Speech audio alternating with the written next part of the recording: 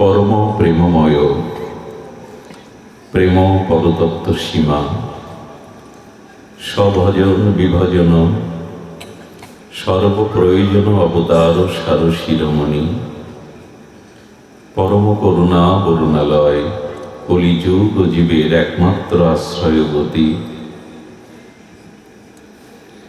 শ্রী শ্রী শচীনন্দন নদিয়া বিহারী শ্রী গৌর হরি পরম পাবন পতিত উদ্ধারণ চিন্তামণি দাতা শিরোমণি পরম দয়াল শ্রীনিতাই চাঁদের মহানুকম্পায় শ্রী শ্রী গান্ধার বিকাগিরিধারী অহৈতুকী অনুকম্পায় আজ কমলাপুরস্থ ভক্তগৃহ শ্রী অঙ্গনে ঋতনাম কুসুমাকার বসন্তে ফাল্গুনের এই সান্ধ্য অধিবেশনে ভাগবতীয় অমৃত সুধাযজ্ঞের শুভারম্ভে জীবন সর্বস্ব জীবনধন প্রাতঃস্মরণীয় পরমবন্দনীয় শ্রী শিল গুরু মহারাজের রাতুল আতুল পাবন পদারবিন্দে পরার্ধ কোটি দণ্ডবৎ প্রণতি সমাগত গৌরীয় আচার্য কুলতিলক সমাগত ভাগবত আচার্যজন বৈষ্ণবজন মহন্তজন সন্তজন জ্ঞানীজন মান্যজন শ্রদ্ধাশীলা ধর্মশীলা কল্যাণিয়া দেবীমূর্তি ভাগবতী মাতৃগণ সকল ভক্তচরণে বারংবার ভো ভো দণ্ডবত প্রণতি।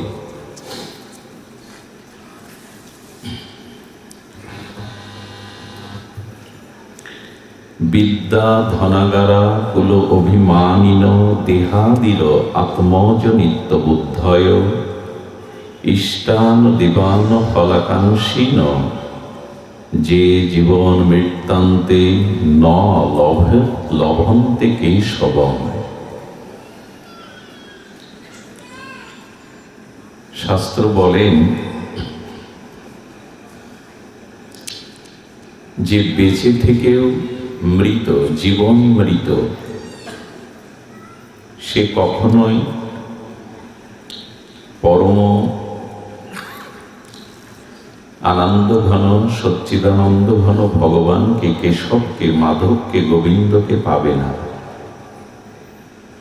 জীবন মৃত মানে জীবন আছে অথচ মৃত, নিঃশ্বাস প্রশ্বাস আছে কিন্তু মৃত। কারা তারা? যারা নিঃশ্বাস নিলেও প্রাণ নিলেও জীবন মৃত মানে বেঁচে থেকেও মৃত, যারা কখনো কেশবকে গোবিন্দকে লাভ করতে পারবে না। বললেন বিদ্যা ধনাগার কুল অভিমানীন, যাদের বিদ্যার অহংকার আছে, ধনের গর্ব আছে এবং কুলের অভিমান আছে,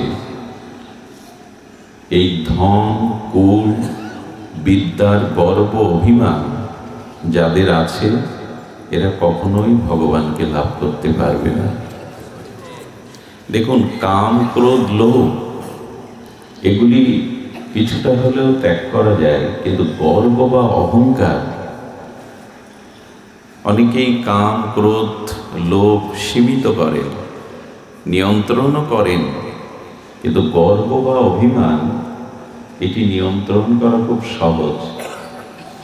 যেমন ব্রজের গোপীগণ, তারা কুলধর্ম, বেদধর্ম, দেহধর্ম, কাম ক্রোধের অনেক ঊর্ধ্বে, তারা সর্বস্ব ত্যাগ করে রাস রজনীতে মহারাসে গেল কিনা, কিন্তু মহারাসে সব ত্যাগ করে গেলেও তাদের সৌভাগ্যের অভিমান এলো, গোবিন্দের সঙ্গে তার কণ্ঠলগ্না হয়ে তার হাতে হাত দিয়ে আমরা নৃত্য করার ভাগ্য পেয়েছি।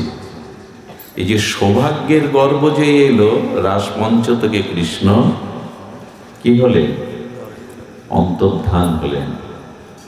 কেউ কেউ সৌভাগ্য পায়, পূর্বজন্মের কর্মফলে সুকৃতিতে সৌভাগ্য পায়, কিন্তু সৌভাগ্য পেয়েও যদি কেউ গর্ববোধ করে ভগবান বললেন তার সেই সৌভাগ্য গর্বেও আমি তার থেকে দূরে সরে যাই।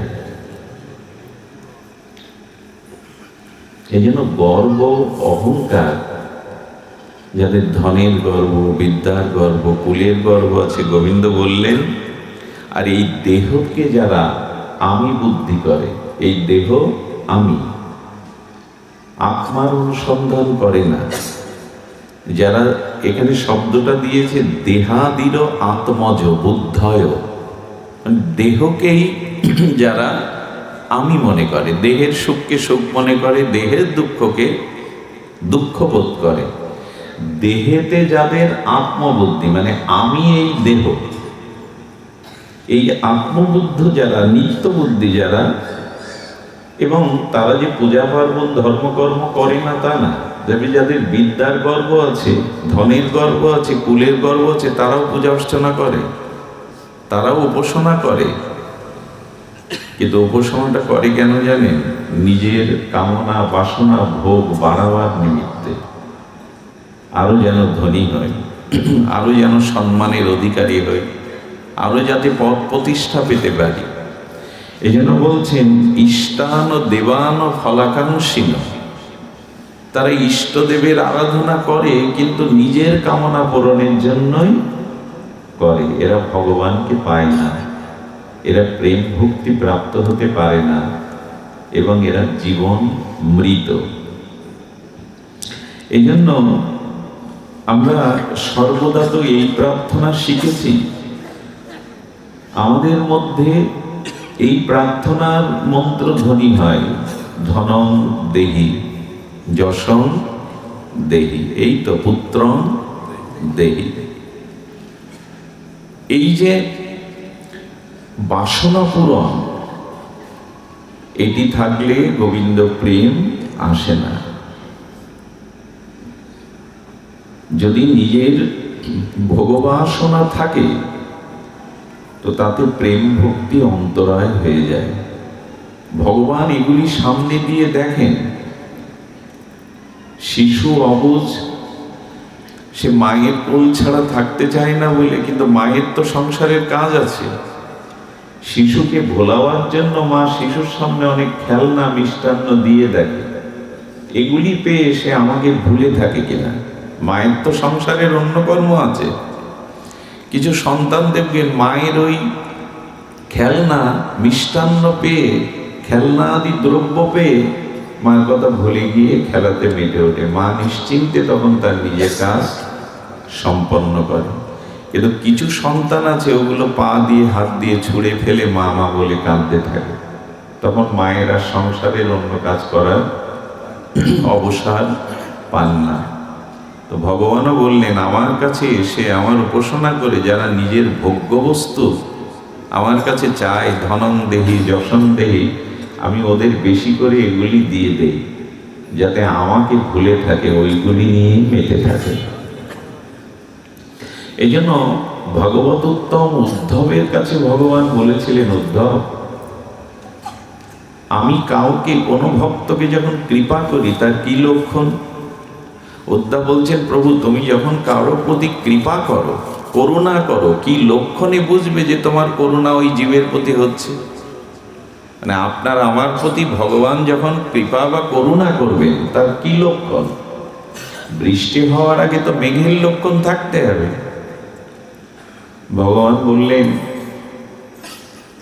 আমার কৃপার প্রথম লক্ষণ হলো তার ধন বা ঐশ্বর্য, অর্থকে আমি আগে কেড়ে নিই। তার ঐশ্বর্যকে, আচ্ছা সুদামা শ্রীকৃষ্ণের বাল্যবন্ধু, তাই না?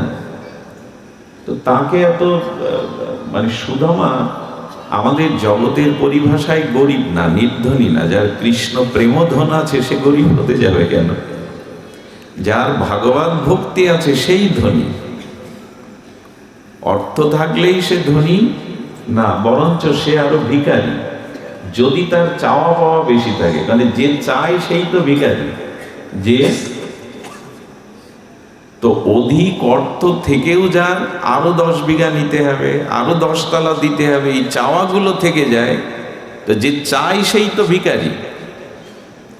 তো তো ভগবান বলছেন কৃষ্ণ প্রেমে ধনী যিনি, ইনি ভিখারি নন। এই জন্য সুদামাকে কেউ গরিব বলবেন না।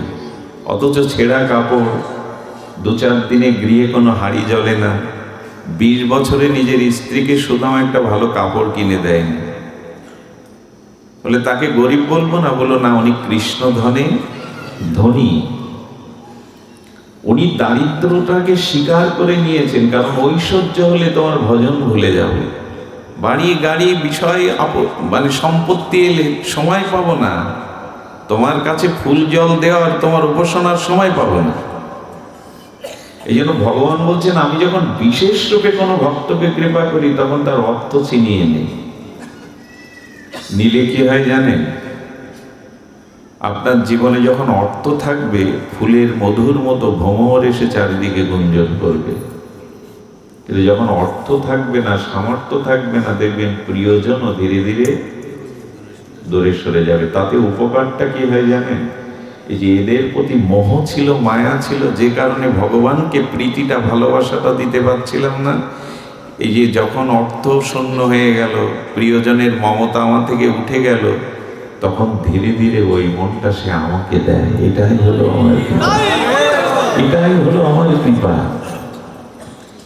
এখন ধন থাকুক, বিদ্যা থাকুক, কিন্তু অভিমান যেন না আসে। এই ধন বিদ্যা এগুলি আমাদের ফলাকাঙ্ক্ষা, ভগবত রুচিকে বিনষ্ট করে দেয়। এই জন্য অভিমান মানায় না, গর্ব আমাদের মানায় না। এই জন্য তো মহাপ্রভু আমাদের এমন একটা পরিচয় দিয়েছেন, পরিচয়টা যদি মনে প্রাণে মেনে নেন তাহলে অভিমান হবে না। আচ্ছা, প্রভুর সামনে তার দাস মাথা উঁচু করে কথা বলে? প্রভুর সামনে তার দাস কখনো মাথা উঁচু করে গর্বে কিছু বলে? এবং সে নিজেকে প্রভু জ্ঞান করে না, দাস জ্ঞান করে। এই জন্য মহাপ্রভু পরিচয় দিলেন, তুমি নিত্য কৃষ্ণ দাস। তোমার যেন অভিমান, গর্ব এগুলি মাথা উঁচু না হয়। আচ্ছা, হয় কেন গর্ব, অভিমান? খুব মূল্যবান কথা, শ্রবণ করুন। আচ্ছা, তরঙ্গের পিতামাতা কি? আত্মীয় স্বজন, বন্ধু বান্ধবকে তরঙ্গ মানে ঢেউ, ঢেউয়ের পিতামাতা আছে, ঢেউয়ের বন্ধু বান্ধব আছে, আত্মীয় কুটুম্ব আছে। মানে আমি বলছি নদীর তরঙ্গ, সাগরের ঢেউ, বলে ঢেউয়ের পিতামাতা আছে, ঢেউয়ের আত্মীয় স্বজন আছে জল। কারণ জল থেকেই ঢেউয়ের সৃষ্টি, জল থেকেই তার উৎপত্তি। জলই তো তাকে ধারণ করে নাকি? জল ছাড়া তরঙ্গ ধারণ হয়? জল ছাড়া তরঙ্গের সৃষ্টি হয়? খুব মন দিয়ে শুনুন কথাটি। আচ্ছা, জলের তরঙ্গ হবে না তরঙ্গের জল হবে? নদীর ঢেউ হবে না ঢেউয়ের নদী হবে? নদী না থাকলে ঢেউ হবে কি? জল তত্ত্ব না থাকলে তরঙ্গ হবে কি? তার মানে ঢেউয়ের বা তরঙ্গের পিতামাতা আশ্রয় হলো জল। এই তো। এখন জল ব্যতীত স্বতন্ত্রভাবে তরঙ্গ হতে পারে না। জল ছাড়া তরঙ্গ হয় কি? ঢেউ খেলে কি?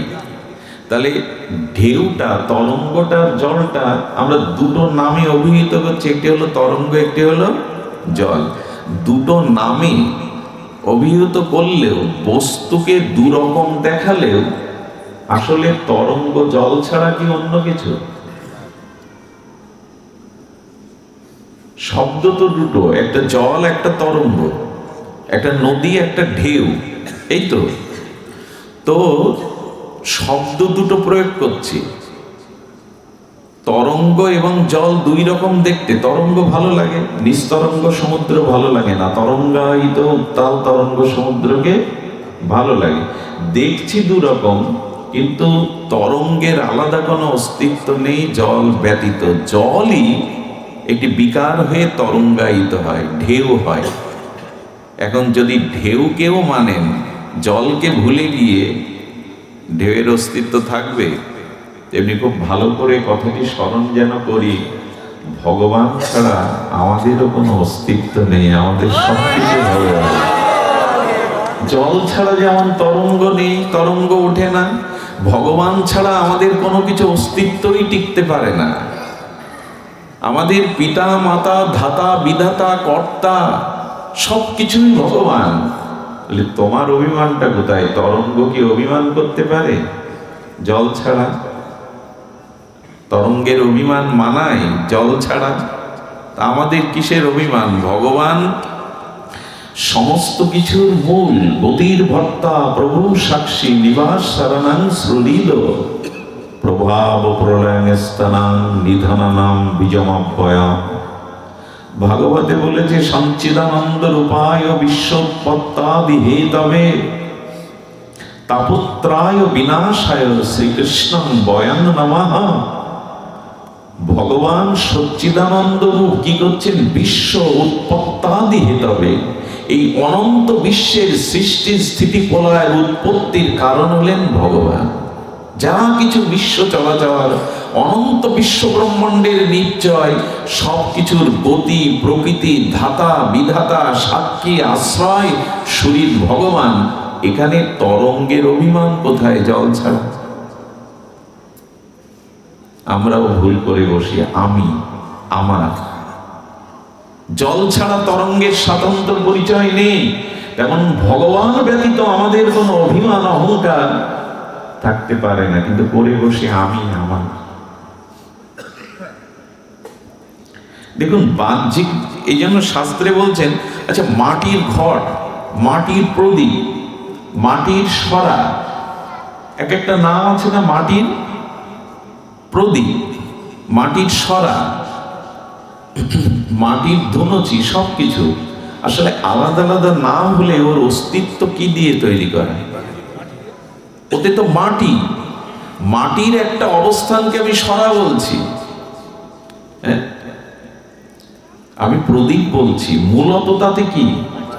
মাটি। তেমন এই সৃষ্টি বিভিন্ন রূপ দেখছি আমরা, অনন্ত কোটি জীব, অনন্ত কোটি প্রকৃতি সব দেখছি, কিন্তু মূলে হলো এই যে মাটির মৃত্তিকার ঘট, মৃত্তিকার সরা, মৃত্তিকার প্রদীপ, মূলত ওতে মাটি। আলাদা রূপ দেখছি, আলাদা আলাদা ক্রিয়া দেখছি, কিন্তু মূলত সৃষ্টি হলো মাটি।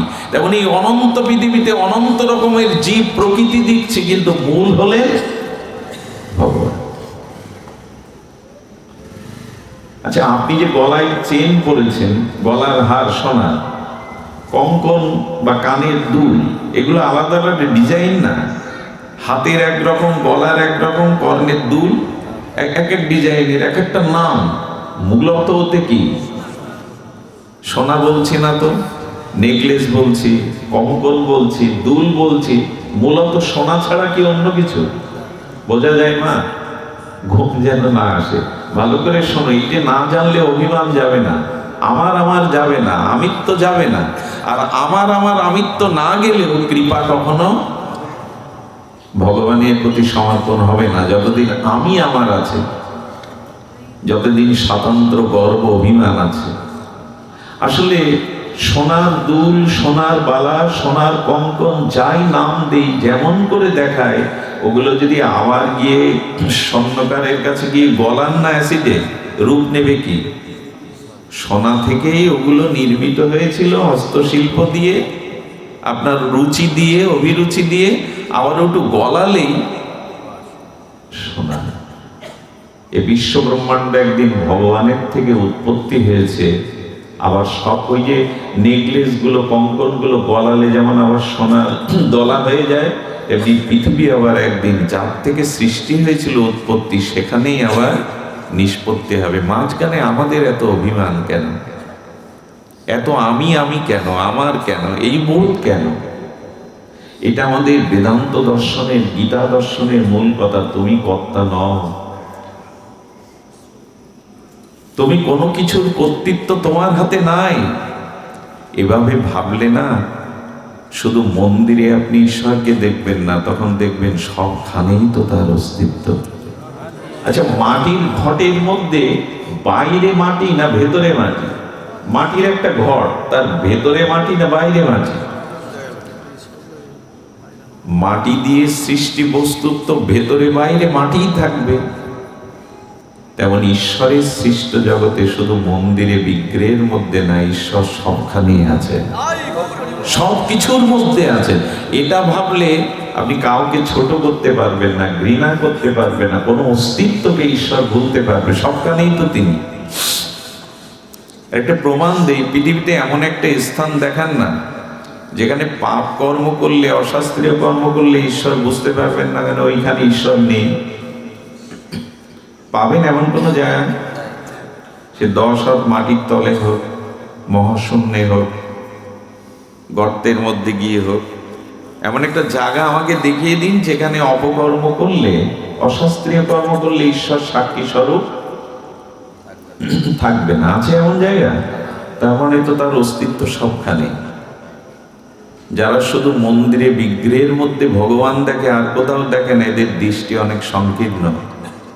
যারা সর্বভূতে সর্বং খলিদং ব্রহ্ম, যারা সর্বভূতের মধ্যে তাকেই দেখে, এদের দৃষ্টি প্রশস্ত, এরাই ভগবানের প্রিয় ভক্ত। এরা অনুভব করতে পেরেছে মাটির ঘটের অস্তিত্ব শুধু মাটি, সোনার অলংকারের মধ্যে আলাদা ভিন্ন ভিন্ন নাম হলেও, আকার ভিন্ন হলেও ওতে আদতেই সোনা। ঠিক তদুপরি জলের তরঙ্গের মধ্যে শুধু জল আছে, ঢেউয়ের মধ্যে শুধু জল আছে, ঢেউ বলে আলাদা অস্তিত্ব থাকতে পারে না জল ছাড়া। এভাবে যদি ভাবেন, অহংকারটা কোথায়? আসবার সুযোগ পাবে কি? আমি আমার আসবার সুযোগ পাবে কি? আচ্ছা, কথাগুলো তো শুনতে ভালো লাগে, আমার বলতেও ভালো লাগছে, মেনে নিয়েছি জীবনে। মানলে কি আর এই যন্ত্রণা পেতাম? এই বারবার আসা যাওয়া চক্রে ঘুরতাম? মুক্ত হতে গেলে, এই যে জন্ম মৃত্যু কর্মফল থেকে মুক্ত হতে গেলে এগুলো শুধু শুনে আমাদের সমস্যা কি জানেন? আচ্ছা, এই মালাটা আমি হাতে নিয়েছি, এই পুরো লাইটগুলো, আলোগুলো বন্ধ করে দিয়েছি, দিয়ে বলছি আমার হাতে কি আছে আপনারা বলুন। আপনি খুব নিকটে বসেছেন তো, আমার হাতে কি আছে তো বলতে পারবেন? তাও অন্ধকার। তার মানে আমার হাতে মালা আছে, আপনিও আমার কাছে আছেন, অথচ আমার হাতে কি আছে অন্ধকারে আপনি বলতে পারবেন না। আলো না জ্বললে বলতে পারবেন না আমার হাতে। তেমনি এই যে কথাগুলো বলছি, ঈশ্বর সবখানে আছে, ঈশ্বর ছাড়া কোনো অস্তিত্ব নেই, এটা শুধু মুখে বললে বা শুনলে হবে না। মুখে তো বলছে আমার হাতে কি আছে আপনারা দেখুন, সব আলো বন্ধ, আর আগে থেকে মালাটা আমি আপনাদের দেখাইনি। এখন পুরো আলো বন্ধ করে বলছে আমার হাতে কি আছে বলুন। আপনি সামনে আছেন, বলতে পারবেন? কেন পারবেন না? কারণ কি? কারণ অন্ধকার তো। তেমন ঈশ্বর সবখানে আছেন, ঈশ্বর আমার মধ্যে আছেন। দাদা বসুন। সবখানে আছেন, আমার মধ্যে আছেন, ঈশ্বরের অস্তিত্ব ছাড়া কোনো অস্তিত্ব নেই। এসব শুনছি, বলছি, ভালো লাগছে শুনতে, অথচ উপলব্ধি করতে অনুভূতি আসছে না, কারণ আলো জ্বলেনি।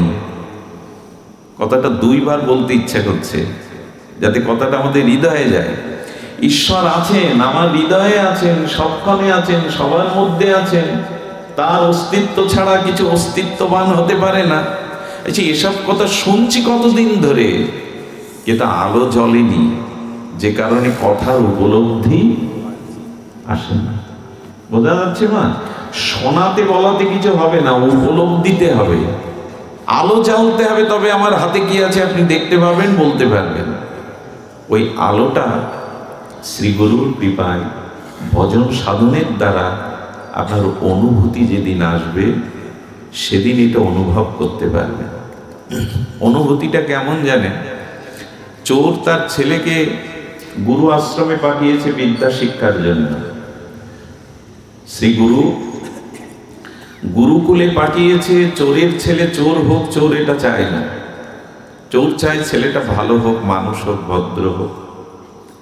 ছেলে বাড়ি এসেছে, আবার গুরুকুলে ফিরে যাবে, গুরুদেবের জন্য কি নিয়ে যাবে, তো নারিকেল চুরি করতে উঠেছে গাছে। ছেলেকে বলছে কেউ এলে সতর্ক করিস। তো গাছে উঠে যখন নারকেল হাত দিতে যাবে, ছেলেটা তলা থেকে বলছে বাবা দেখছে দেখছে দেখছে। যেই দেখছে বলেছে, নেমে বলছে কোথায়, কে দেখছে? গুরু মহারাজ বলেন, আমরা যা কিছু করি তা ভগবান দেখেন, ভগবানই তো দেখছেন। জড়িয়ে ধরলেন পুত্রকে। আমি জানি যে ভগবান সব কানে আছে, কিন্তু উপলব্ধি হয়েছে ছেলেটা। আমরা শুনছি, বলছি, কিন্তু উপলব্ধিতে আসছে না। অন্ধকারে আমার হাতে আপনি কি করে পাশে থাকলেও বুঝতে পারবেন। এই জন্য বলে প্রভু, আমার জ্ঞানের আলো জেলে দাও হে গুরুদেব, হে ভাগবত। আমার ভিতরে যাতে অনুভূতিটা আসে, বুঝতে পারি আমি, আমাকে শুদ্ধ জ্ঞানের আলো দাও। এই চেতনা, এই জ্ঞান, এই উপলব্ধি শব্দটা আমাদের বুঝতে হবে, উপলব্ধিতে আনতে হবে। উপলব্ধি না আনলে বোঝানো যাবে না। দেখুন, সন্তানের জন্য প্রতীক্ষা থাকতে থাকতে মা রাত জাগে, বাড়ি আসছে না কেন, কোনো ক্ষতি হলো কি? ঘুম আসছে না। এখন বহু রাত্রে বন্ধু বান্ধবের আড্ডা দিয়ে সন্তান ফেরার পরে যদি মা কেঁদে বসে, কোথায় ছিলে, কত দুশ্চিন্তা হচ্ছিল। ছেলে যদি বলে, মা আমার ফিরবার প্রতীক্ষায় তোমার ভেতরে কেমন অনুভূতি হচ্ছিল আমাকে একটু বলো। একটু বিশ্ববিদ্যালয়ে পড়ি, শিক্ষিত জ্ঞানী, মা বোঝাতে পারবে তো তোর ফেরার অপেক্ষার জন্য আমার ভেতরে কেমন হচ্ছিল? বোঝানো যাবে? হ্যাঁ, ছেলেটা যখন বারবার দাবি করছে, মা তুমি বলো আমি বুঝবো, মা বলছে বুঝবি না। বলে, মা কোনো কালেই বুঝবো না। বলে, বুঝবি যেদিন তুই আমার ভূমিকায় দাঁড়াবি, তুই কারো সন্তানের পিতা হবি, সন্তান ঘরে ফিরতে অপেক্ষা করলে তখন আমার অনুভূতিটা তোর হৃদয়ে বাজবে। ভাষা দিয়ে বোঝানো তেমনি ভজন, সাধন, উপলব্ধি শুধু বলে কয়ে বোঝানো যায় না। এটা শ্রীগুরু কৃপায়, ভাগবতের কৃপায় যেদিন অনুভূতি হবে, সেই অনুভূতিতে বুঝতে পারবেন আপনি। এখানে আসতে হয় কেন, সঙ্গ করতে হয় কেন? হরিকথা উপলব্ধি যাতে হয়, জ্ঞানের আলোটা যাতে, দিব্য জ্ঞান যাতে হৃদয়ে প্রকাশ হয়। এজন্য আমাদের উপলব্ধিতে আসতে হবে। উপলব্ধি, শুনুন, সুন্দর কথা বললে সবার ভালো লাগে, কিছু অপরাধ নেবেন না। মায়েদের বিশেষ করে যদি বলেন, মা তোমাকে খুব সুন্দর দেখাচ্ছে, এই একটা কথাই যথেষ্ট। মায়েদের যদি খুশি করতে চান, মায়েদের একটু প্রসন্ন করতে চান, মা তোমাকে খুব লক্ষ্মীর মতো দেখাচ্ছে, ব্যাস। শুনতে ভালো লাগে, সুন্দর হওয়াটা উপলব্ধির বিষয়। কোনো 70 বছরের বুড়োকে যদি বলেন, আপনার বয়স ঠিক মনে হয় না, আপনাকে 50-এর মতোই লাগছে, তার ভালো লাগবে, ভেতরে ভালো লাগবে। বাইরে স্বীকার না করলেও ভেতরে ভালো লাগে। প্রশংসা কথা, মিষ্টি কথা, এসব তত্ত্ব কথা ভালো লাগে। ভালো লাগাটা যথেষ্ট না, উপলব্ধি আসতে হবে। উপলব্ধিটা অল্প কথায় হয়ে যায়। মনে আছে তো সেই লালাবাবু জগৎ ছেটের কীর্তন তো আপনারা শোনেন। একটা শব্দ কানে গিয়েছিল, বেলা গেল বাসনায় আগুন দেবে না। উনি মানে বাবা বাসনা পোড়ায়, ছাইটাই কি তৈরি করে। ছোট বালিকাটি, কন্যাটি বলছে, বাবা বেলা তো গেল, বাসনায় আগুন দেবে না। কতটা লেগে গেল, আমারও তো আয়ু সূর্য ডুবে গেল, আমারও তো আয়ু গেল, আমি এখনো বাসনার ঘরে তো আগুন দিলাম না। এক কথায় হয়ে গেল। উপলব্ধিটা হলো ওই রকম, একটা কথায় আপনার জীবনে মর্মার্থ এনে দিতে পারে। এই জন্য নিবেদন করব, হরি কথা শুধু কথা নয়, যেন উপলব্ধিতে আসে। যারা দেরি করে এসেছেন তারা হয়তো কথার সূত্রটা শুনতে পাননি, তবু বলবো, মৃত্তিকার ঘটের মধ্যেই শুধু মাটি, সোনার নানাবিধ অলঙ্কারের মধ্যেই যেমন সোনা, তরঙ্গ অর্থাৎ জলের ঢেউয়ের মধ্যে যেমন শুধু জল, তরঙ্গ বলে আলাদা কিছু নাই, দেখালেও ওটা জল, তেমনি বিশ্বের সকল কিছুর অস্তিত্বের মূলে ভগবান। আমি বা আমার বলে এখানে কোনো কিছুর অস্তিত্ব, এটাই উপলব্ধিতে যেন আসে। মা তোমাকে লক্ষ্মীর মতো দেখাচ্ছে, ভালো লাগলে হবে না। বাবা আপনার বয়স তো 70 না 50-এর মতো দেখাচ্ছে, আপনি সহজে বিদ্ধ হবেন না। কথাগুলো ভালো লাগা এক জিনিস, উপলব্ধি আর এক জিনিস। যেন উপলব্ধিতে আসে আমার অস্তিত্ব। উপলব্ধি মানে কি জানেন? জগতের সম্বন্ধটা তো অনেক, আমাদের ব্যবহারিক জগতে, সাংসারিক জগতে আমাদের সম্বন্ধ অনেক, সম্বন্ধ আমাদের কম নয়, কিন্তু মূল সম্বন্ধটাই তো হারিয়ে বসেছি।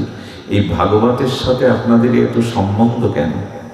কালকের বলা একটু প্রবচনের কথা তুলে ধরি, কি অত অংশ ভালো লাগছে, কথাটি উপলব্ধিতে আসছে, তার কিছুটা আপনাদের ভেট বা উপহারের জন্য দেই। আচ্ছা, ভালো করে কথাটি ধ্যান দিয়ে শুনবেন। আমাদের ঔষধের সাথে রোগীর কি সম্পর্ক? ঔষধের সাথে রোগীর কি সম্পর্ক? রোগীর সম্পর্ক ঔষধের সাথে এই জন্য যে ঔষধটা তাকে, রোগটাকে নিরাময় করবে, এই তো। এখন যদি বলি হরিকথার সাথে আপনাদের কি সম্পর্ক? এই যে ভাগবত কথা, হরিকথা, এর সাথে কি সম্পর্ক? বলো, রোগের সাথে যেমন ঔষধের সম্পর্ক, হরিকথার সাথে আপনাদের সম্পর্ক হলে এতে ভবরোগ সারে, এতে রোগ চলে যায়। ঔষধ ছাড়া রোগ, সম্পর্ক করতে হবে তো। আচ্ছা, ঔষধ হাতে নিয়েছেন, দেখছেন, ঔষধের নাম পড়ছেন, রোগ যাবে? যাবে কি? সম্বন্ধটা তো হতে হবে। ঔষধটা তো পাকস্থলীতে, ঔষধের সাথে রোগীর ওতপ্রোত সম্বন্ধ হলেই রোগ নিরাময়, যথার্থ ঔষধ হলে। হরিকথা যদি শুধু বাইরে বাইরে না নিয়ে ভেতরে নিতে পারেন, তখন রোগের সাথে ঔষধের যে সম্পর্ক রোগ নিরাময়ের, তেমনি হরিকথার সাথে সম্পর্ক যদি হৃদয়ের হয়, এখানে ভবরোগ ও মুক্তি পেয়ে যাবে। তবে ঔষধ আর রোগীর মধ্যে আর একজনকে থাকতে হয়। কি থাকতে হয়? ডাক্তার। এমনি এমনি ওষুধ খেলে কিন্তু, তার মানে এই তিনে এক, একে তিন। ডাক্তার থাকতে হবে, রোগী থাকতে হবে, ঔষধ থাকতে হবে। ঠিক ভাগবত ভজন সাধন, আমরা রোগী, ভবরোগের রোগী, অনেক জন্মের কামনা বাসনা দুর্বাসনার রোগী আমরা। এটাকে ভবরোগ বলে, ভবব্যাধি বলে। এই তো বারবার এই জগতে জন্ম মৃত্যু আসা যাওয়া ভবব্যাধি। এখন এর ঔষধও আছে, হরিনাম, হরিকথা, ভগবত ভজন। ডাক্তার হলো শ্রী গুরু বৈষ্ণব ভক্তজন, দিনের সাথে সমন্বয় রাখতে হবে, তবেই রোগ যাবে। হয়েছে কি সম্বন্ধ? আচ্ছা, এবার আরেকটা প্রশ্ন করি, জিজ্ঞাসা করি, ক্ষুধার সাথে খাদ্যের কি সম্পর্ক? ক্ষুধার সাথে খাদ্যের কি সম্পর্ক? আচ্ছা, ক্ষুধা যদি ঈশ্বর না দিতেন আমাদের, খাদ্যের সন্ধান কেউ করত? ক্ষুধাই নেই তো খাদ্যের সন্ধান কেন? তার মানে ক্ষুধার সাথেই খাদ্যের সম্পর্ক। ক্ষুধা আছে বলেই খাদ্যের প্রয়োজন, এই তো। কারণ ক্ষুধা নিবৃত্তি করে খাদ্যই, খাদ্য দ্বারা ক্ষুধাটা নিবৃত্তি হয়। তাহলে আমরা জানলাম, এগুলো খুব ভালো জানি আমরা। আচ্ছা, খাদ্যের সাথে ক্ষুধার সম্বন্ধটা কেউ জোর করে করিয়েছে আপনার? গা ধাক্কা দিয়ে, ঠেলে ঠেলে, প্রেরণা দিয়ে, আপনাকে খুব প্রশংসা করে করে, প্রেরণা দিয়ে, ঠেলে ঠেলে জোর করে করিয়েছে? ক্ষুধা লাগলে কেউ জোর করে খাদ্যের সাথে সম্বন্ধ করায়? এটা ভালো বুঝি, ওখানে জোর খাটাতে হয় না, উপদেশ লাগে না। ক্ষুধা লাগলেই খাদ্যের অনুসন্ধান করে। আমি বলি কি, ক্ষুধা দুই প্রকারের। একটা যেমন দেহের ক্ষুধা, অন্ন জল সবজি প্রসাদ, আমাদের আত্মারও একটা ক্ষুধা আছে। ওইখানে কেন এত জোর করতে হয়? আমাদের আত্মার একটা ক্ষুধা আছে, তবে সেটা সবজি অন্ন জল না, আত্মা চাই ভগবানের নাম, হরিকথা, ভগবানের ভজন। এইখানে কেউ কিন্তু এই জন্য আসেননি আমাকে বসিয়ে বেশ পেট পুরে খেতে দেবে। এখানে এসেছেন আত্মার ক্ষুধা। আত্মার যে ক্ষুধা, হরিকথা হরিনাম, এটি আস্বাদনের জন্য এত টাকা ব্যয় করে, শ্রম করে, এত পথ ক্লান্ত হয়ে কেন এসেছেন? সবার গৃহেই তো ভগবান দুমুঠো অন্নের সংস্থান করেছেন। এখানে মনের ক্ষুধা, আত্মার ক্ষুধার জন্য এসেছেন হরিকথা। এতে এত জোর করতে হয় কেন মানুষের? জগতের ক্ষুধার সাথে খাদ্যের সম্পর্কে কেউ প্রেরণা দেয়নি, জোর করেনি, উপদেশ দেয়নি, ওটা স্বাভাবিক। এখানে যদি বলা হয় এখন হয়তো রাতের আহারটা করেনি, কিন্তু 2 বেলা তো আমরা প্রত্যেকেই আহার করেছি, সকালে বা এর মাঝেও বা কত আহার করে ফেলেছি, এটা ওটা টুকটাক। আহার করতে কারো বলে দিতে হয় না, প্রেরণা দিতে হয় না, অথচ আত্মার খাদ্য ভগবানের নাম, ভগবত উপাসনা, সেখানে কেন এত বলে কয়েও হচ্ছে না? তার মানে কি জানেন? ক্ষুধা না থাকলে যেমন খাদ্যের অন্বেষণ করতো না, খাদ্যের কথা মনেও পড়তো না, তেমন যতদিন হৃদয়ে ক্ষুধা না জাগবে আত্মায়, ততদিনে আপনি ভগবানের নাম রূপ লীলা খোঁজ করবেন না। এখানে তারাই এসেছেন যাদের ওই ক্ষুধাটা জেগেছে। আরে মানুষ একটু ক্ষুধার জ্বালা সহ্য না করতে পেরে মানুষ আত্মহত্যাও করে। ক্ষুধার জ্বালা এমন, অনেক বড় মানুষও ভিখারির ন্যায়, কাঙালের ন্যায় হাত পাতে ক্ষুধার জন্য। আত্মার ক্ষুধা যদি জাগতো, তাহলে ভগবানকে, ভগবানের উপাসনা, ভগবানের নামে, কারণ ক্ষুধার সাথে খাদ্যের ওতপ্রোত সম্পর্ক, বলে কয়ে জোর করে কেউ করেনি, ওটা স্বাভাবিক। তেমন আমাদের ভেতরের ক্ষুধা যদি আত্মক্ষুধা থাকতো, বলা লাগতো না, জোর করা লাগতো না। ওই ক্ষুধা নিবৃত্তির জন্য আমরা ভগবানের নাম রূপ সর্বদাই গ্রহণ করতাম। খাদ্যের সাথে ক্ষুধার সম্পর্ক জোর করে নাই, কিন্তু আত্মার ক্ষুধাটা আমাদের জাগেনি। খুব ভালো লাগে যখন আপনারা আসেন হরিকথায়, ভালো লাগে এই জন্য, প্রসন্ন হয় এই জন্য, ভগবান আনন্দিত হয় এই জন্য, আপনাদের মূল ক্ষুধাটাই জেগেছে। আত্ম ক্ষুধা যদি না জাগে, তো জল তো সবখানে আছে, পিপাসা না লাগলে জলের সন্ধান কে করবে? আগে তো পিপাসা, আচ্ছা পিপাসার সাথে জলেরও তো একই সম্পর্ক। যদি পিপাসা না দিতেন ভগবান, তো জলের খোঁজ করা। তেমন কবে ভগবানের পিপাসা জাগবে? তার নাম রূপ লীলা শ্রবণ কীর্তনের পিপাসা জাগবে। এটি জাগলেই সে সন্ধান করবে, সে খোঁজ করবে। এই জন্য শাস্ত্রে বলছেন, ক্ষুধার সাথে খাদ্যের সম্পর্ক, সম্বন্ধটা তেমন। এখন প্রশ্ন হচ্ছে, এই সম্বন্ধগুলো যেমন ওতপ্রোত, তেমন ভগবানের সাথে আমার সম্বন্ধটা ওতপ্রোত। 700 সম্বন্ধ ভগবানের সাথে আমার, চিরন্তন সম্বন্ধ। এই জন্য অনুরোধ করব, আত্মার ক্ষুধা জাগা। তবে ক্ষুধা কখন জাগে জানেন? লোভ কখন জাগে জানেন?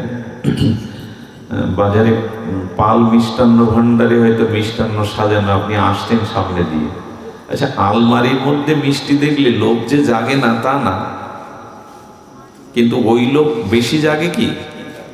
পথচারী যখন দোকানের মধ্যে সাজানো দেখে, লোভ খুব জাগে কি? কিন্তু লোভ কখন জাগে জানেন? যখন আমার সামনে বসে, একদম সামনে বসে ওটা আপনি জিহ্বায় আস্বাদন করেন, তখন লোভ সামলানো বড় মুশকিল হয়ে পড়ে। তো এই আত্মক্ষুধা কবে জাগবে জানেন? ভগবানকে জানার, আস্বাদনের পিপাসা কবে জাগবে জানেন? ওই যে আমার সামনে বসে মিষ্টান্নটা কেউ জিহ্বায় দিলে, রস আস্বাদন করলে, তখন লোভ সামলানো দায় হয়ে পড়ে। তেমনি যার লোভ জেগেছে, সেই সাধুর কাছে, সন্তের কাছে, মহাভাগবতের সামনে বসে তার মুখে যখন এই লোভময় হরি কথা শ্রবণ কীর্তন করবেন, এই রসের কথা, ভাবের কথা, তখন আপনারও লোভ জাগবে, এই লোভ সামলানো যাবে না, লোভ জেগে যাবে। আমিও যদি এভাবে একটু ভজন করতে পারতাম, আমিও যদি তাকে এভাবে আরাধনা করতে পারতাম, লোভ জাগাবার এটাই উপায়। যার লোভ জেগেছে, যে ওটি আস্বাদন করছে, তার সামনে গিয়ে বসতে হবে।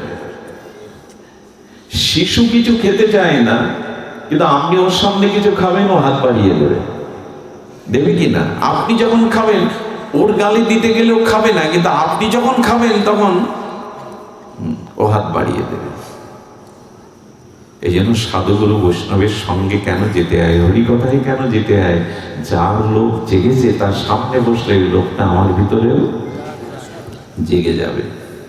এই জন্য আপনাদের এইটুকু শুধু আমরা জানাতে চেষ্টা করছি, ক্ষুধা বাড়ান, ক্ষুধার সাথে খাদ্যের সম্পর্ক, তেমন আত্ম ক্ষুধার সাথে ভগবানের নাম রূপ লীলা সম্বন্ধ করে নিন।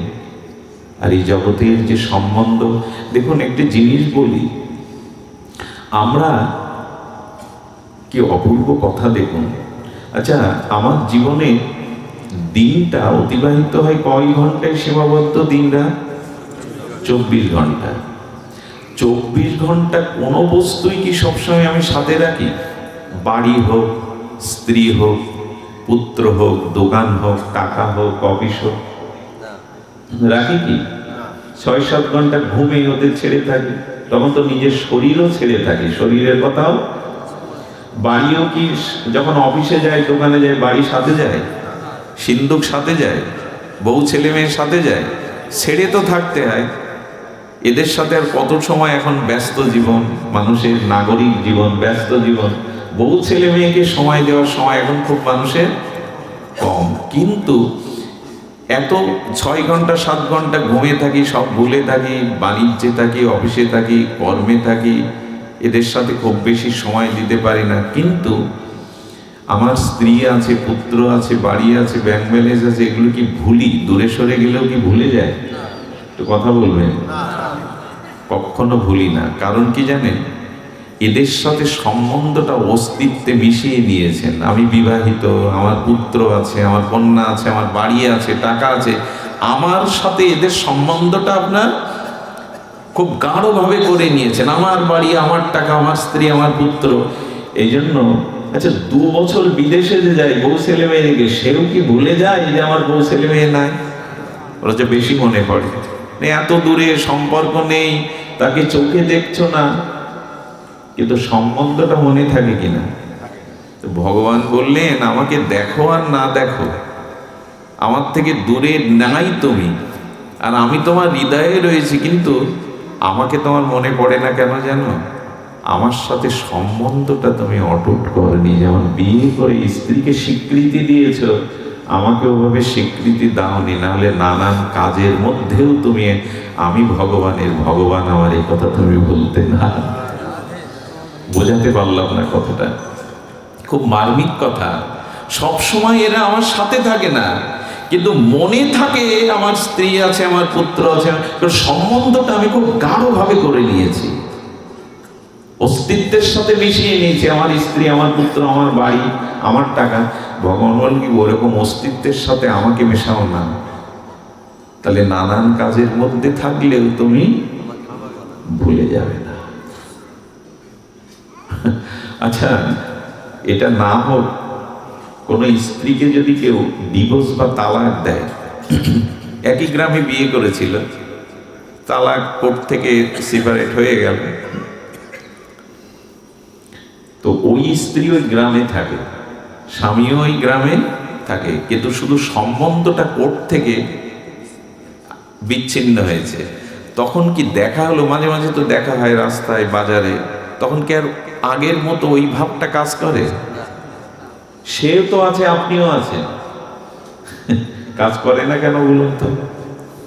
সম্বন্ধটা ছিন্ন করেছেন। গোবিন্দ বললেন কি, সংসার থাকে থাকুক, এদের সাথে ওঠা বসা করো, কিন্তু এদের সাথে সম্বন্ধটা চিরন্তন না মনে করে আমার সাথে করো। যদি মনে করো এরা কেউ আমার নয়, আমি এদের কেউ নই, কিছুদিনের দায়িত্ব আমার উপরে ওদের, তাহলে ওরা সামনে থাকলেও, দেখা হলেও, যেহেতু মনে করো ভগবান ছাড়া এই জগতে আমার কেউ আপন নয়, এরা দায়িত্ব আমার উপরে, আমি এদের কাছে ঋণী, তখনই সামনাসামনি দেখা হলে, তালাকপ্রাপ্ত স্ত্রীকে দেখলে, ছাড়াছাড়ি স্ত্রীকে দেখলেও কিন্তু আগের অনুভূতি আসে না, কারণ সম্বন্ধটা আপনি মন থেকে সেভ করেছেন। ভগবান বললেন থাকো এদের মধ্যে, কিন্তু এদেরকেই না হলে আমার হবে না, এরাই আমার জীবনের সব, এটা মনে না করে থাকো, তাহলে দেখবে দেখলেও আসক্তি কত সুন্দর করে বুঝিয়েছেন আচার্যরা।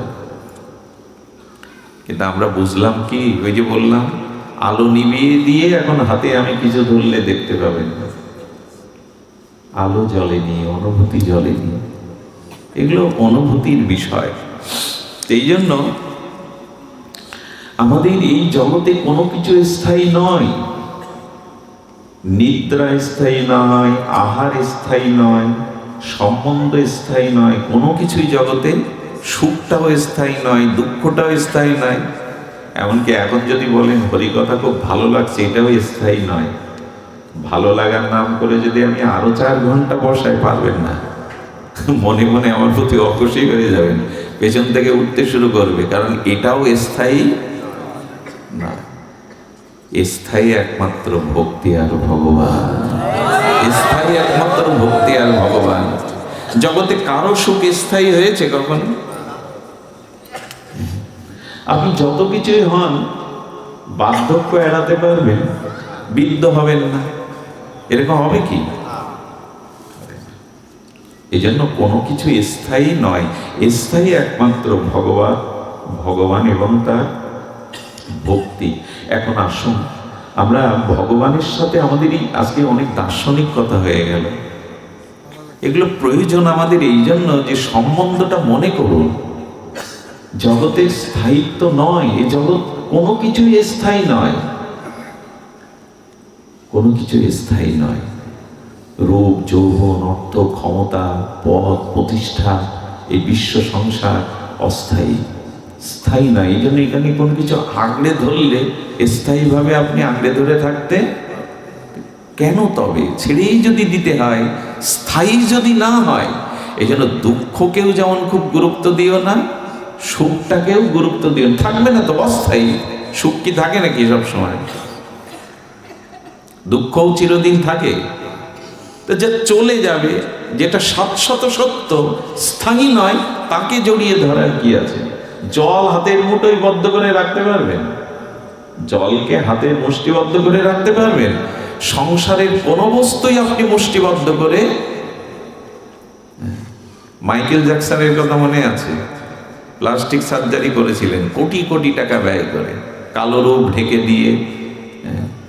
শেষে মৃত্যু রহস্যটাও উন্মোচন হলো না। আত্মহত্যা করলো কি কেউ ঔষধ খাইয়ে মারলো? মরতে তো হলো।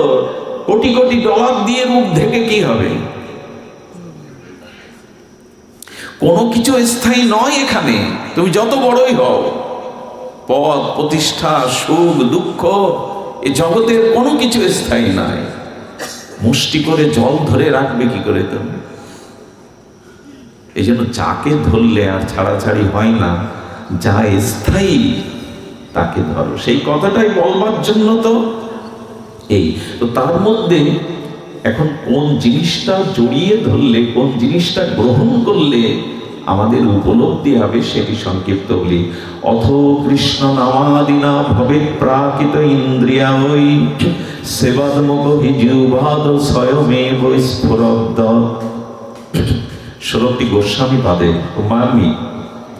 অথ কৃষ্ণ নামাদি ন ভবে প্রাকৃত ইন্দ্রিয়ায় সেবাদমুখ হিজুভাদ স্বয়মেব স্ফুরদ্দ। দেখুন, ভগবানের নাম, ভগবান কৃপা করে আমার মধ্যে প্রকাশ নিজে হন। আমি নাম নেব এ ক্ষমতা আমার নাই। নাম স্বয়ং ভগবান।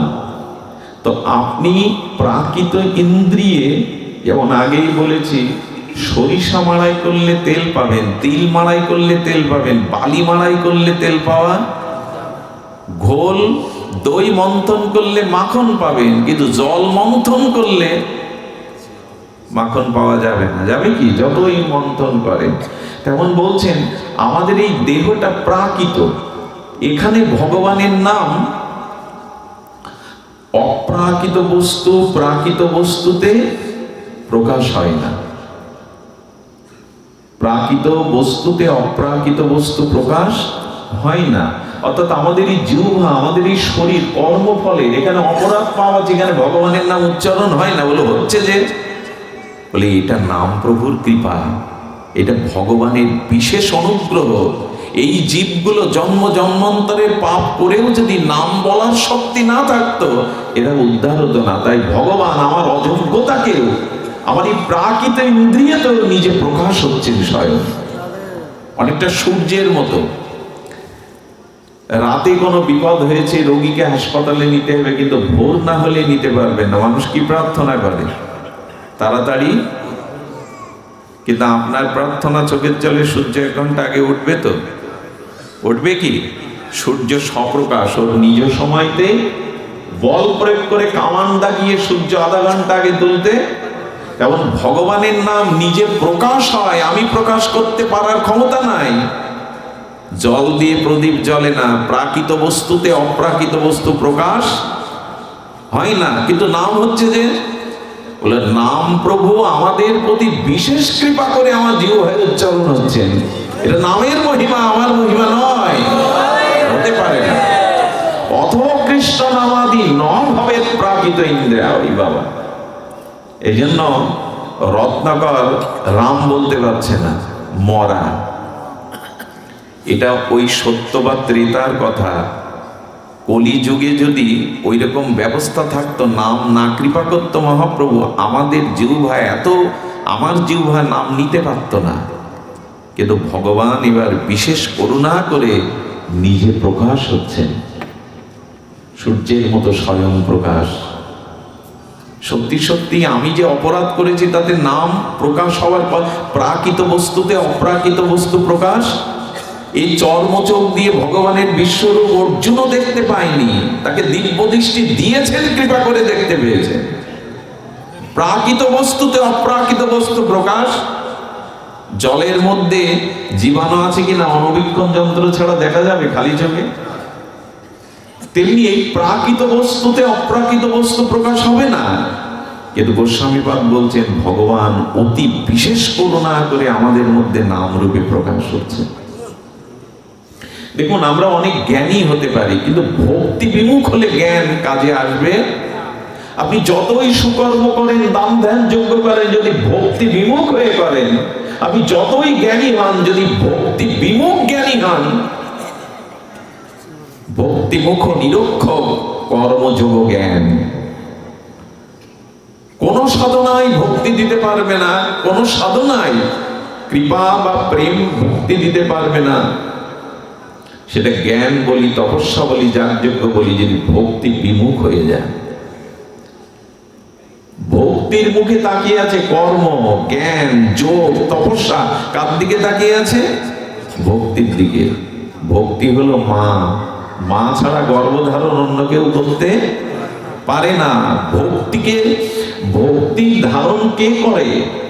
ভক্তি ধারণ করে জ্ঞান রূপ সন্তানকে, বৈরাগ্য রূপ সন্তানকে, কর্মরূপ সন্তানকে। এই জন্য কোটি জন্ম সৎকর্ম করেও আপনি পার পাবেন না। আপনি পৃথিবীর উচ্চকোটি জ্ঞানী হলেও পার পাবেন না যদি ভক্তি বিমুখ হন। বন্ধানারী মা হতে পারে, আকাশে ফুল ফোটে, ঠিক তেমনি ভক্তি বিমুখ জনের জ্ঞান কর্মের দ্বারা কখনো কল্যাণ হতে, মুক্ত হতে পারে না। এই জন্য ভক্তি মুখাপেক্ষী হয়ে থাকতে হবে আমাদের, তা না হলে কিন্তু কর্মযোগ জ্ঞান। তা সেই ভক্তি আনয়নের জন্যই বিশেষ কলিযুগে যেটা সাধু মহাত্মারা, প্রচারকরা বারবার বলেন, সেটা হলো ভগবানের নাম ধর্মকে আশ্রয় করা। ভগবানের নাম ধর্মকে আশ্রয় করা। হরি নাম সংকীর্তন, ভগবানের নাম আশ্রয় হলো। কারণ নাম ব্যতীত এই যুগে প্রেম ভক্তি পাওয়া, সব সাধনার মূলে হলো হরিনাম। আপনি জ্ঞানী হন, কর্মী হন, নাম ব্যতীত এই যুগে, ওই তো বলেছেন, নাম রূপে কলিকালে কৃষ্ণ অবতার, আর কোন ধর্ম কইলে না হইবে পার। সহজ কথায়, নাম রূপে কলিকালে কৃষ্ণ অবতার, আর কোন ধর্ম কইলে না হইবে পার। হতে পারবে না। তুমি নাম আশ্রয় না করলে কোনো কিছুতেই পার হতে পারবে না। এই জন্য দেখুন, যাগ যজ্ঞ কর্ম করলে কি হয়? পূর্ণ কর্ম হয়। খুব ধ্যান দিয়ে শুনছেন তো? যদি বলেন ছেড়ে দেবো, তাড়াতাড়ি ছেড়ে দেবো, তবে একটু শুনুন। সেটি হলো কর্ম, যোগ, জ্ঞান, এর দ্বারা কি হয়? পূর্ণ হয়। আচ্ছা, পূর্ণ ফলে জীব কোথায় যায়? স্বর্গে যায়। পূর্ণ ফুরিয়ে গেলে ক্ষীণ পূর্ণ মত্তলোকম বিশ্বন্তি। পূর্ণ ফুরিয়ে এলে আবার কোথায় আসতে হয়? জগতে আসতে। যদি পাপ করি, যার যোগ্য পূর্ণ কর্ম না করি, তাহলে পাপ করে কোথায় যেতে হয়? নরক। ভোগের পর আবার কোথায় আসতে হয়? একই স্টেশনে তো আসছে, পুণ্যকারীও আসছে। ফল হলো কি? কথাটি কি বলে ইংরেজিতে? নোট করে নেওয়া, আন্ডারলাইন না কি বলে জানো, আমি তো মূর্খ, জানি না শব্দগুলো। একটু হৃদয়ে আন্ডারলাইন করে রাখুন, চিহ্নিত করে রাখুন কথাটি।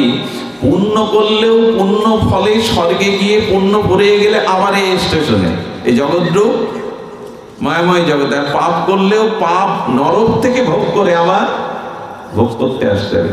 আচ্ছা, অতি পুণ্য করলে লোক স্বর্গে যায়, আর অতি পাপ করলে নরক যায়। পাপ পুণ্য যাদের সমান সমান, তারা কোথায় যায়? তাদের আবার এই জগতে পাপ পুণ্য ভোগ করতে আসে। যেখানে যান ফিরে কিন্তু গোবিন্দ বললেন, নাম আশ্রয় করলে, ভাগবত আশ্রয় করলে, আমার চরণাশ্রয় করলে পুণ্য না, আমি তাকে প্রেম ভক্তি দিয়ে দেব। সেখান থেকে আর এই জগতে তাকে আর আসতে হবে না। আব্রহ্ম ভুবনা লোকা পুনরাবর্তিন সহার্যেন মামুপেত্য তু কন্তেও পুনর্জন্ম ন বিদ্যাতে। ব্রহ্মালোকে গেলেও তোমাকে আবার ফিরে আসতে হবে, কিন্তু আমাকে পেলে আর এই জন্ম মৃত্যু চক্রে তোমাকে আসতে হবে না। ভক্তি চায়, পুণ্য না। এখানে বারবার ফিরে আসতে হবে। পুণ্য ফুরিয়ে গেলে আবার পাপ ভোগ করেও আবার যেতে হবে এমন জায়গায় যেখানে জরা মৃত্যু ব্যাধি বারবার আসা যাওয়া, কর্মফল নেই। গোবিন্দ সেটা জানিয়ে দিচ্ছেন। আব্রহ্ম ভুবনালোকা পুনরাবর্তিন সহার্জুন। ব্রহ্মালোকে গেলেও তোমাকে ফিরে আসতে হবে। তো সেই ভক্তির আশ্রয় করবার জন্য সর্বশ্রেষ্ঠ সাধন এই যুগে হরিনাম আর হরি কথা। এটি আশ্রয় করতে কেন এত বিলম্ব আমাদের? এই জন্য নাম আশ্রয় ব্যতীত অন্য কোনো ধর্ম করলে বলছেন পার হওয়া যাবে না। দেখুন, এই নাম আশ্রয় ছাড়া ভক্তি হবে না, প্রেম হবে না। কারণ সাধ্য সাধন তত্ত্ব যা কিছু সম্বল হরিনাম সংকীর্তনে মিশালো সকল। মহাপ্রভু বলছেন, যা কিছু সাধন সম্বল সব এক হরিনামের মধ্যে দিয়ে গেলাম। এই জন্য অনুরোধ করব যে দূরে থাকলেও, সবখানে থাকলেও, যেমন স্ত্রীর কথা ভুলে যান না। আপনি বিবাহিত, আপনি কারো পিতা ভুলে যান না। ভগবান বললেন, নামের সাথে অস্তিত্বটা মিশিয়ে নাও, যাতে সর্বদা নামটা স্মরণ থাকে। দেখুন, নাম অভ্যাস এমন জিনিস। আমাদের এই কলকাতাতে এক মাতাজি ছিলেন, প্রসিদ্ধ, আমাদের পাহাড়ি দাস বাবাজি মহারাজের আশ্রিত, বৃন্দাবনের। তো সেই গৃহিণী মা এত মালা জপ করতেন, এত নাম জপ করতেন, সব সময় জপের মধ্যে থাকতেন। তার বৌমাকে কি বললো জানেন? আমি যদি অসুস্থ হয়ে পড়ি, তখন তো মাটিতে নামাতো, শ্বাস উঠলে খাট থেকে যখন মাটিতে নামাবে, আমি যদি ভুল করি, সেই সময় নামের মালাটা আমার হাতে ধরিয়ে দিও। বৌমাকে বলছেন, বৌমা, আমার এই অনুরোধটুকু, যখন আমাকে মাটিতে নামাবে, মালাটা আমার হাতে ধরে। কি বলবো আপনাদের, এতটা জপ করতেন, হাতটা এভাবে বেঁকে গিয়েছিল, আর সোজা করতে, চিন্তা করতে পারেন কতটা, হাতে এইভাবে মালা নিয়ে জপ করতে করতে হাতটা এইভাবে বেঁকে সোজা করতে পারতেন না। তো ওনার আইসিইউতে নেওয়া হলো। আইসিইউতে কি আর মালা রাখবে? কিছুই তো রাখবে না, মালা হাতে নাই। যখন ডাক্তার বললেন উনি বাঁচবেন না, কি করবেন? ছেলেরা বলল, মাকে আইসিইউ থেকে বের করুন, শেষবারের মতো আমরা মাকে। তার তখন তার মধ্যে তার মূর্ছিত হয়ে পড়েছে, হয়তো প্রাণটা আর 1-2 মুহূর্ত আছে। তো সে সময় যখন বাইরে বের করেছে, তখন বৌমার চোখে জল। মনে পড়েছে, মা তো বলে গিয়েছিল, কি বলবো, এই প্রসাদী মালাটা যেই হাতে আঙুল ধরিয়ে দিয়েছেন, অচেতন তো, ডাক্তার বলেছেন আর হয়তো কিছুক্ষণ থাকবেন, বাঁচবেন না। হঠাৎ করে দেখা গেল আঙুলটা নড়ে উঠল। একটা মালা জপ করেই ওখানেই প্রাণ ত্যাগ করলেন। এটা কেন হয় জানেন? ভগবান বলেছেন যারা আমার নাম অভ্যাস করে, সর্বদা নামের মধ্যে থাকে, মৃত্যুর সময় যদি তার দেহে কোনো সাড়াও না থাকে, আমি তার হয়ে তার নামটা করে নিই। সারা জীবন তো সে আমাকে দেখেছে, আমি তার হয়ে নামটা করে নেই। অনেক সময় সারা জীবন নাম করেছে, কিন্তু মৃত্যুর সময় হয়তো দেহে অসাড় হয়ে গেছে, বাকশক্তি রুদ্ধ হয়ে গেছে। ভগবান বললেন তখন ডিউটিটা আমার, দায়িত্বটা আমার, আমি ওর হয়ে নামটা করি। সারা জীবন যে আমাকে হৃদয়ে রেখেছে, জিহ্বায় রেখেছে, সে ভুলবে কেন? সে ভুলবে কেন? আমি শুনেছি বৃন্দাবনের মহাত্মাদের মুখে যে হাসপাতালে মূর্ছিত হয়ে অজ্ঞান করা হয়েছে, তো আঙুল কড় গুলছে, এত নাম করে তাদের আঙুলগুলো সঞ্চালিত হয়, সঞ্চালিত হয়। আরে নামের মহিমা কি বলবো। সিদ্ধ গৌর কিশোর দাস বাবাজি, লোক প্রণাম করে, সিদ্ধ মহাত্মা ভজনের সময় পান না, প্রণাম নেবেন না হরিনাম করবেন। আর ইট কাঠ দিয়ে ঢাকা, লতা পাতা দিয়ে ঢাকা, তার মধ্যে 1 মাস নাম করেছিলেন। ওনার এক শিষ্য ওনার অপ্রকাট হওয়ার পরে ওই জায়গায় প্রণাম করে নাম করতে বসতেই দেখেন ইট কাঠ লতা থেকে এই দিব্য নাম ভেসে আসছে। দিব্য নাম ভেসে আসছে। ভেসে আসছে কেন জানেন? লোহাতে যদি চুম্বক বারবার ছোঁয়ান, বারবার ছোঁয়াতে ছোঁয়াতে লোহাটার মধ্যেও কিছুক্ষণে চুম্বকের ধর্ম চলে যায়। নাম অপ্রাকৃত, এত অপ্রাকৃত, ইট কাঠগুলোর ভেতরেও নাম ধ্বনিত হচ্ছে। এই জন্য এইটুকু যদি আমাদের অলসতা আসে না, যদি নামের রুচি না আসে না, তাহলে কিন্তু আমাদের তপস্যা আমরা করতে পারবো না। দান ধ্যান যজ্ঞ আমাদের দ্বারা সম্ভব নয়। তপস্যা যোগ ক্রিয়া ধ্যান আমাদের জন্য, এই যুগের জন্য নয়। এই জন্য অনুরোধ করব, নাম নিন। সেই শবরী মাকেও বলেছিল মাতঙ্গ ঋষি মা, জঙ্গলে বসে বসে কুটির করে জয় রাম, জয় সিয়ারাম, জয় সিয়ারাম, এই নাম জপ কর, একদিন নামই তোর দুয়ারে আসবে। সারা জীবন নামাচার্য হরিদাস ঠাকুর হরে কৃষ্ণ মহামন্ত্র 3 লক্ষ নাম জপ করলেন।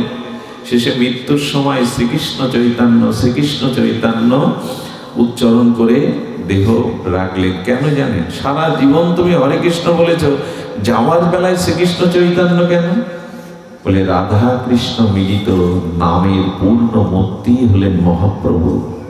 নাম করলে যে নামীকে পাওয়া যায়, হরিদাস দৃষ্টান্ত দেখিয়ে গেল। এই দেখো, আমি নাম আশ্রয় করেছিলাম, তাই নামই আমার বিশ্রাম সময়ে তার কোলে, তার চরণ দুখানা হৃদয়ে রেখে আমি চলে গেলাম।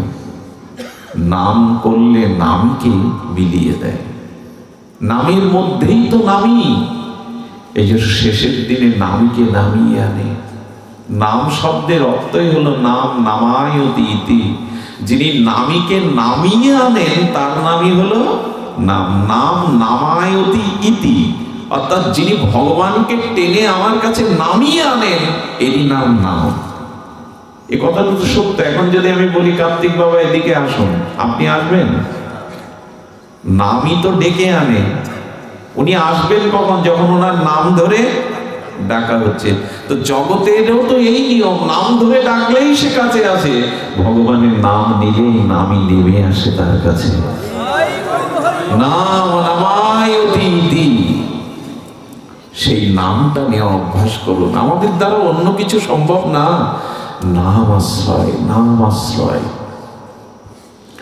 এই জন্য আমাদের মাঝে সফল। আরো একটা মজার জিনিস দেখুন, নাম যদি নিত্য নিরন্তর অভ্যাসে রাখতে পারেন, নিত্য নিরন্তর মহাপ্রভুর এই যে উপদেশ খাইতে শুইতে উঠিতে বসিতে নাম যথাতথা নিতে পারেন। নামের একটা ধর্ম কি জানেন? আমি নাম ছাড়তে চাইলেই তখন নাম আমাকে আর ছাড়বে না। দেখুন, কারো ভোরে ওঠা যদি অভ্যাস থাকে, রাত ব্রাহ্ম মুহূর্তে, রাত 4 ঘটিকায়, ভোর 4 ঘটিকায়, একদিন যদি রাত 3টে পর্যন্ত কোনো কারণে রাত জাগেন, ওই সময় 4টে আপনার ঘুম ভাঙবে। না উঠতে পারলেও ঘুমটা কে ভাঙায়? ওই সময় ঘুমটা অভ্যাস। এই জন্য নিত্য নিরন্তর নাম অভ্যাস করুন। এক সময় আপনি নাম না নিতে পারলেও, আপনি নাম ছেড়ে দিতে চাইলেও, এই বিখ্যাত এই কথাটি ঠাকুর হরিদাস জগৎকে শুনিয়েছিল, কাজী আমি নাম ছাড়তে চাই, নাম আমাকে ছাড়ে না। ভগবানের স্বভাব কেমন জানেন? পুতনা যখন কৃষ্ণকে ছলনা করে কালকুট বিষ পান করার জন্য কোলে তুলে নিয়েছেন, এক পলকে একটু স্নেহ দৃষ্টিতে গোবিন্দের মুখ দেখে পুতনা রাক্ষসীরও মনে এলো, সত্যিই যদি তোকে মা রূপে কোলে নিতে পারতাম, এসেছে তো রাক্ষসী রূপে, তোকে বিষ পান করাতে, সত্যই যদি তোকে পুত্র রূপে কোলে, এইটুকু কেবল এক ঝলকে একটু প্রীতি গোবিন্দকে দিয়েছিল। কিন্তু গোবিন্দ যখন তার প্রাণ টেনে নিচ্ছে, বিশেষ সাথে তার প্রাণটা টেনে নিচ্ছে, প্রাণ কেউ দিতে চায়? প্রাণ সহজে কেউ দিতে চায়? তখন পুতনা কৃষ্ণকে ছুঁড়ে ফেলতে যাচ্ছে, ছাড় ছাড় ছাড়, প্রাণ নিয়ে নিচ্ছে। গোবিন্দ তখন এসে বললেন, আমার একটা স্বভাব আছে, কেউ যদি একবার আমাকে ধরে তবে সে ছাড়তে চাইলেও আমি আর তাকে ছাড়ি না। আমার একটা স্বভাব আছে, যে একবার আমাকে ধরে সে আমাকে ছাড়তে চাইলে আমি আর তাকে। কি অপূর্ব ভগবানের কৃপা! একবার আমাকে যেন তেন ভাবে ধরো, তারপরে তুমি ছাড়তে চাইলেও আর আমি তাকে ছাড়ি না। এটা তার করুণা, তার কৃপা। একবার নামটাকে আশ্রয় করুন, দেখবেন আপনি নাম ছাড়তেই, এই যে হরি কথাকে আশ্রয় করেছেন না, পারবেন না। যেখানে হরি কথা দেখবেন, বুকে যন্ত্রণা হবে, না যেতে পারবে, ব্যথা অনুভব হবে। একবার যারা হরি কথা হরি নামকে জড়িয়ে ধরেছে, আর সে ছাড়তে পারবে না। আরো কথা কি জানেন? যারা নিয়মিত আপনারা আসেন দূর দূরান্ত রাত জেগে, শুধু এই জন্মে আসছেন না, আপনাদের আশাটা অনেক জন্ম ধরে অভ্যাস, এই জন্য আসছেন। এক জন্মের সুকৃতিতে হরি কথাতে রুচি হয় না, অনেক জন্ম ধরে যাদের অভ্যাস তারাই কেবল আসে, হঠাৎ এগুলো হয় না। গোপীরা বলেছিলেন, বুড়িদা জানা, যারা তোমার কথা মাধব বলে তারা এক জন্ম ধরে বলছে না, তারা বহু জন্ম ধরে তোমার নাম রূপ লীলা প্রচার করছে, এক জন্মে এটি হয় না।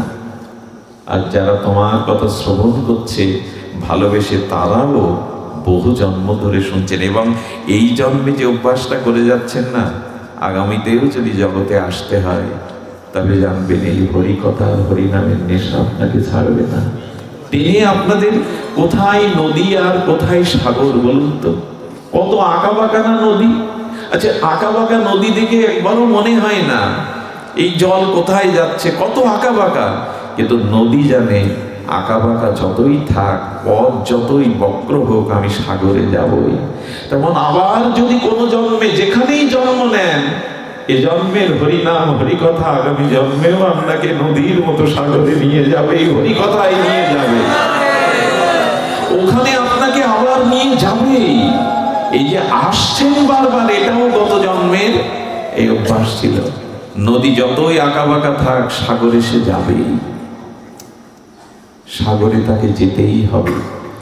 সাগরে না মিশলে তার পূর্ণতা নাই, তার প্রাপ্তি নাই।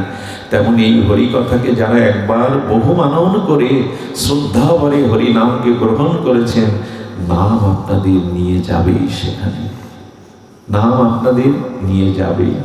সবশেষে বলি, সংসারের চিন্তা কামনা বাসনা নিয়ে খুব বেশি মজে থাকলে আমরা মূল কাজটা করতে পারবো না। কৃষ্ণ ভজনের জন্য দেহটা পেয়েছিলাম, ভগবান ভজনের মুখ্য সময় এটি। সবশেষে একটি প্রহ্লাদ মহারাজের এই লীলাটি আপনাদের অনেকেই জ্ঞাত আছেন। প্রহ্লাদ মহারাজ তখন মহারাজ, প্রহ্লাদ মহারাজ তিনি রথে করে চলেছেন, বনাঞ্চলের মধ্যে দিয়ে যেতে যেতে দেখছেন এক বৃক্ষের তলে শায়িত, তার মুখের প্রসন্নতা উজ্জ্বল দীপ্তি দেখে মনে হচ্ছে আমি রাজা, কিন্তু আমার মুখমণ্ডলেতে এত প্রসন্নতা, এত আনন্দের প্রকাশ নেই, দিব্য প্রকাশ কেউ নেই। গিয়ে দেখছেন একটু মোটা সোটা দেহটা যেন চিন্ময় দেহ, প্রহ্লাদ মহারাজ মনে করলেন ইনি সাধারণ না, প্রণাম করলেন। প্রহ্লাদ মহারাজ রথ থেকে নেমে প্রণাম করে বললেন, হে মহাত্মা, যদি আমাকে যোগ্য মনে করেন, আমার প্রতি যদি আপনার কৃপা দৃষ্টি থাকে, আমার দুটো প্রশ্ন আসে। উনি প্রশ্ন করছেন, কে আপনি? বললেন, আমি প্রহ্লাদ। প্রহ্লাদ মহারাজ, কি প্রশ্ন আপনার? বলে, আপনার পরিচয়? বলে, আমি দত্তাত্রেয় ভগবান। উনি দত্তাত্রেয় অবধূত, উনি যিনি 24 গুরু করেছিলেন ভাগবতের, দত্তাত্রেয় অবধূত, তাকে ভগবানও বলা হয়। প্রহ্লাদ মহারাজ তখন প্রণাম করে বলছেন, আমার দুটো জিজ্ঞাসা, আপনারাও শুনুন। জিজ্ঞাসা হলো, আপনি এত মোটা কেন? স্বাস্থ্য কেন আপনার? যে এই প্রশ্ন যদি আমি দাদার কাছে করি, কেউ যদি উল্টে বলে, বেটা তোর বাবার টাকায় খায়, যে আমি মোটা কেন জিজ্ঞাসা করছি। কিন্তু উনি অবধূত, ভগবান।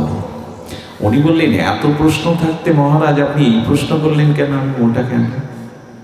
ধ্যান দিয়ে শোনান, খুব মার্মিক কথা। বলেন, এটা জঙ্গল, এখানে কোনো সুআহারের, বহুবিধ আহারের কোনো ব্যবস্থা এখানে, ফল জল ছাড়া তো কিছু নেই। আর এখানে কোনো সেবকও নাই যে আপনাকে সেবা করাবে। এখানে তো ওজাতির কোনো ব্যবস্থা নেই।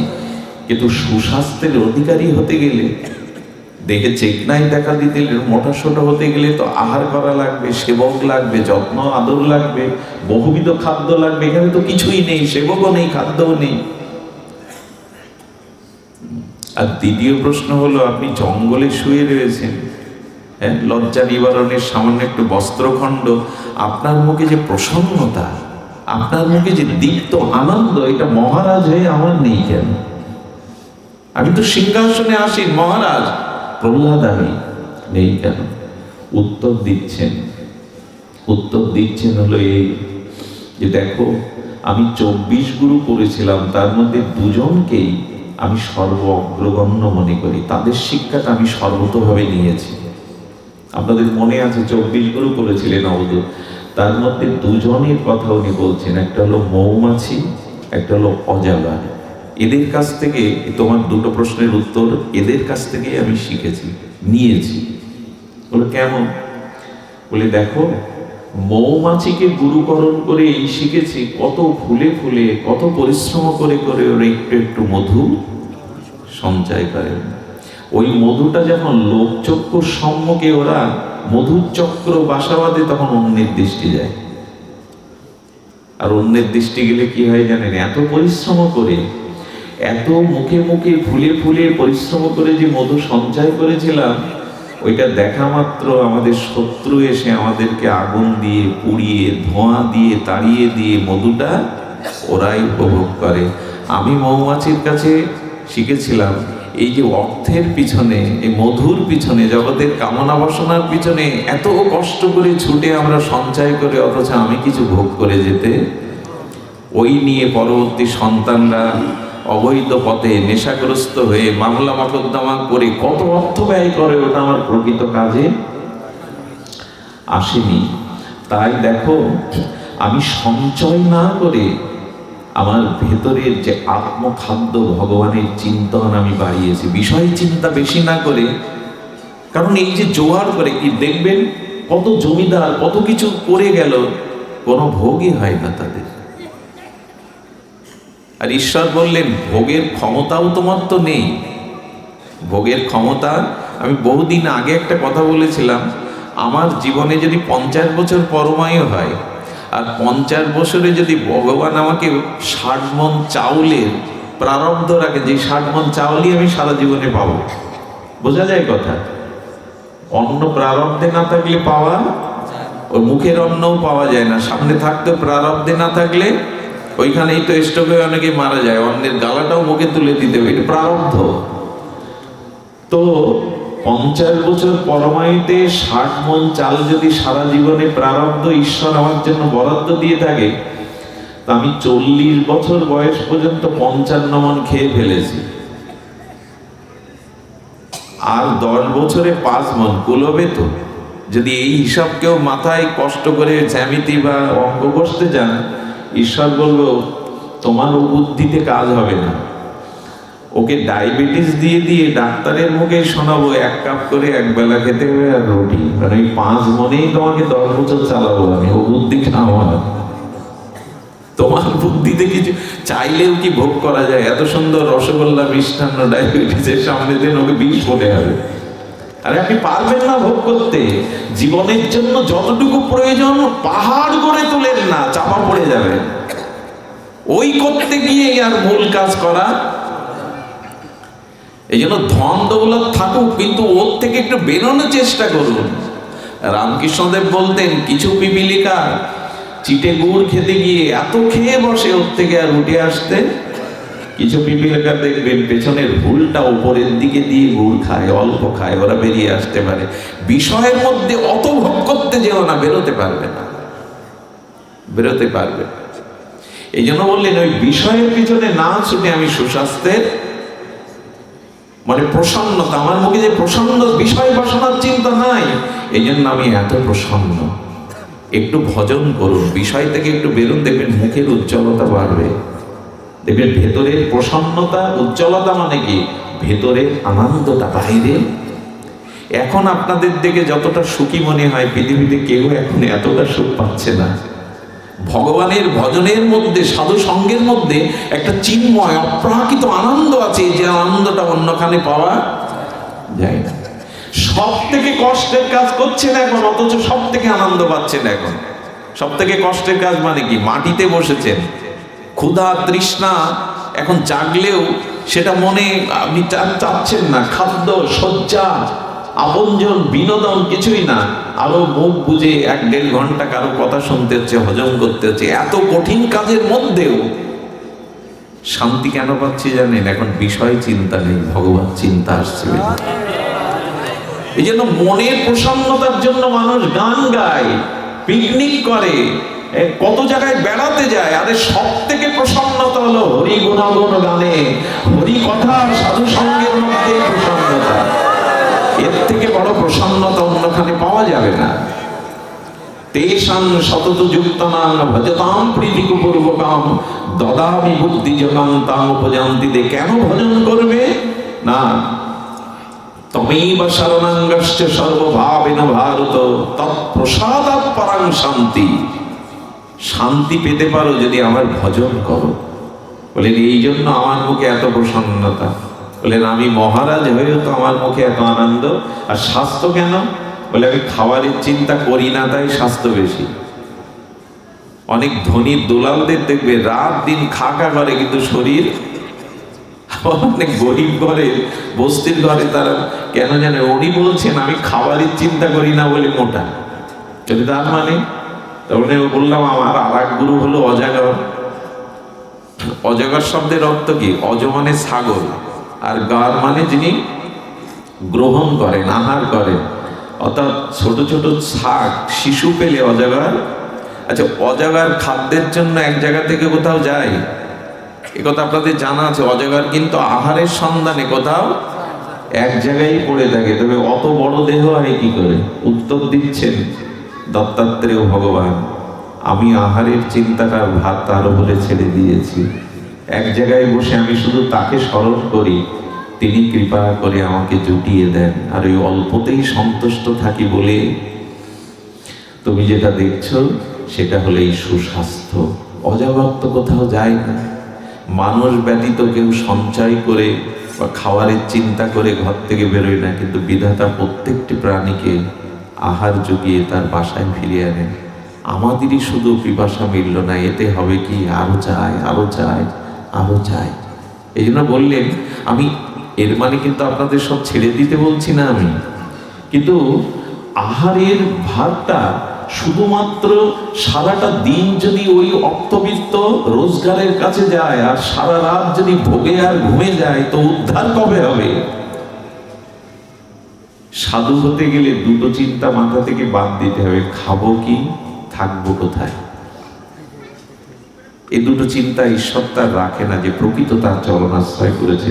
দত্তাত্রেয়ের কথা শুনে প্রহ্লাদ মহারাজ প্রসন্ন হলেন আর বললেন, সত্যই তো, অজাগর যদি একত্রিত থেকে বিধাতার প্রারব্ধের ইচ্ছায় সে খাদ্য পায়, মানুষ না খেয়ে মরবে না। যদি তার প্রতি ভরসা করো, তিনি যোগাবেন। আজকের এই অনুষ্ঠান। উনি ভাগ্যবান, কেন জানেন? আমাদের বুধাটাতে প্রচন্ড বৃষ্টি ঝড় হয়েছে দুপুর থেকে, এবং বৃষ্টি